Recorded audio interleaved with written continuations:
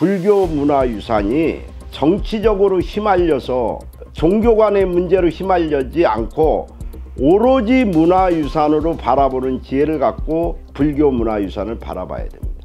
또 하나 기관이 있죠. 국립국악원. 국악은 이코르 무형유산이고 무형의 자산 아니겠습니까? 이 무형의 자산도 문체부에서 지금 관리를 하고 있어요. 이게 국가유산청에서 시급한 화제예요. 정부 조직 개편할 때 정확하게 중점적으로 논의돼야 될 대상이라고 저는 생각합니다. 지금 국가유산청장이 누가 될 것인가 하는 문제로 바닥이 온통 시끄럽습니다. 뭐 정치권에 아수라 발발타 시간이 됐습니다.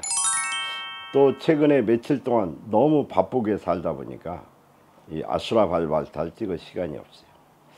요즘 이재명 정부의 화두는 국가 조직을 어떻게 바꿀 것인가 하는 걸로 신문지상이나 언론에 많이 도배가 되고 있어요. 물론 뭐 잘들 알아서 하시겠지만 가장 중요한 게요, 작지만 우리 국민들에게 가장 효능감 있는 조직이 국가유산청이라고 생각해요.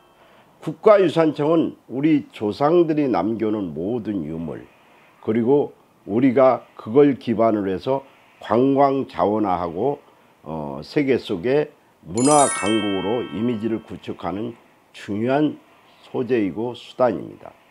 근데 국가유산청의 조직을 어떻게 바꿀 것인가 하는 거에 대해서 정치권에서 진지한 고민이 없는 것 같아요.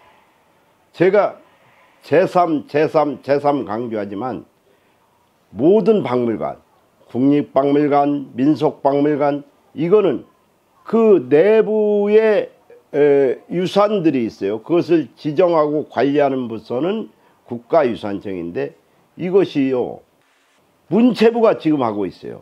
그러니까 행정의 통일성이 이루어지지 않고 뭐 문체부의 지시를 받았다, 국가유산청의 지시를 받았다, 이게 엉뚱하게 진행되고 있어요. 또 하나 기관이 있죠. 국립국악원. 그 밑에 학교, 교육관, 이런 데를 이들이 결국 우리나라 국악은 이코르 무형유산이고 무형의 자산 아니겠습니까? 이 무형의 자산도 문체부에서 지금 관리를 하고 있어요.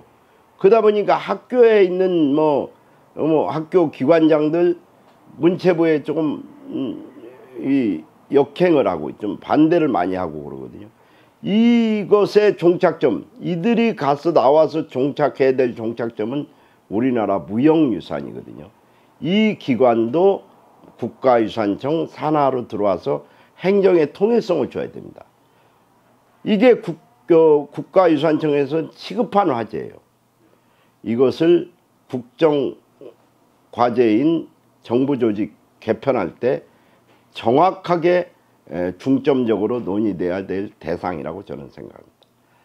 두 번째는요, 지금 국가유산청장이 누가 될 것인가 하는 문제로 바닥이 온통 시끄럽습니다. 뭐 정치권에 누구를 안다, 누굴 통해서 얘기가 되고 있다, 이재명 정부의 실력자를 통해서 끈을 대고 있다, 이런 얘기들이 숱하게 나오고 있습니다.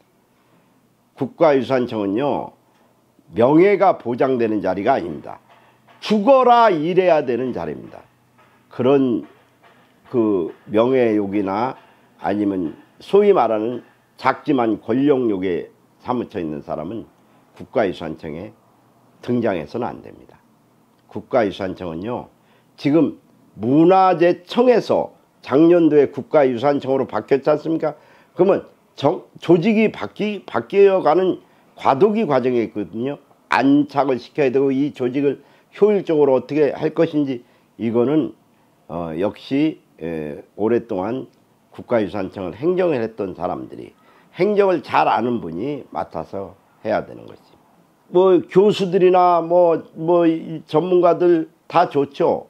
그거는 국가유산청의 과도기적인 행정이나 과도기적인 이 단계를 거쳐가는데 전문가들보다는 그 국가유산청 행정을 잘 아는 분이 국가유산청에 이재명 정부의 초대 청장이 돼서 해야 될 과제들이 많지 않습니까? 제가 특별히 강조하고 싶은 건요, 불교 문화유산입니다. 불교 문화유산이 정치적으로 휘말려서 종교 간의 문제로 휘말리지 않고 오로지 문화유산으로 바라보는 지혜를 갖고 불교 문화유산을 바라봐야 됩니다. 근데 이것을 은근히 논란을 점화시키는 사람들이 있어요.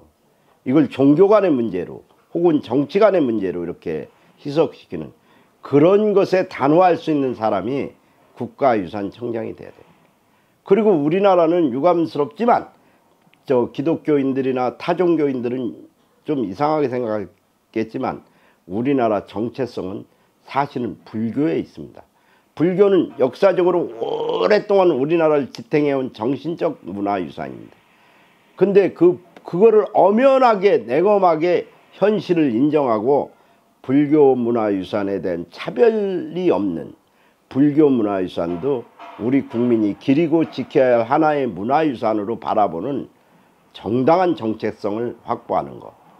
그래서 예전에는 실력 있는 정보하고 끈이 많은 스님들이 불사를 많이 했다, 건물을 많이 줬다, 이게 아닌 이걸 시스템적으로 불교 문화유산을 지키고 나가는데 시스템적으로 그 스님들은 스님들의 본분에 충실하고 행정가는 행정에 충실하는 그 시스템을 만들어낼 줄 아는 행정 전문가, 이런 분이 국가유산청 이재명 정부의 초대 청장이 됐으면 좋겠습니다.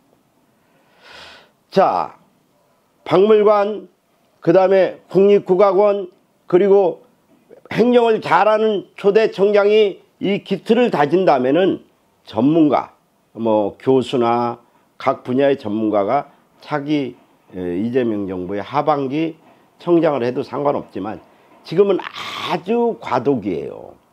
작년에 국가유산청이 출범을 했거든요.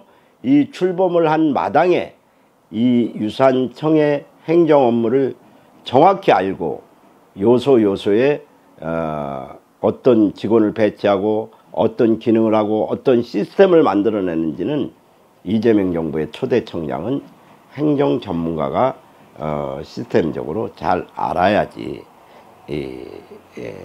이재명 정부의 정권 안정에도 도움이 될 거라고 생각합니다. 그리고 이재명 정부의 정책 실현하는 데도 큰 도움이 될 거라고 생각합니다. 비근한 예로요, 남북 대화가 교착되어 있었잖아요. 이 국가유산청 업무가 남북 대화에 아주 중요한 아젠다를 만들어낼 수도 있어요.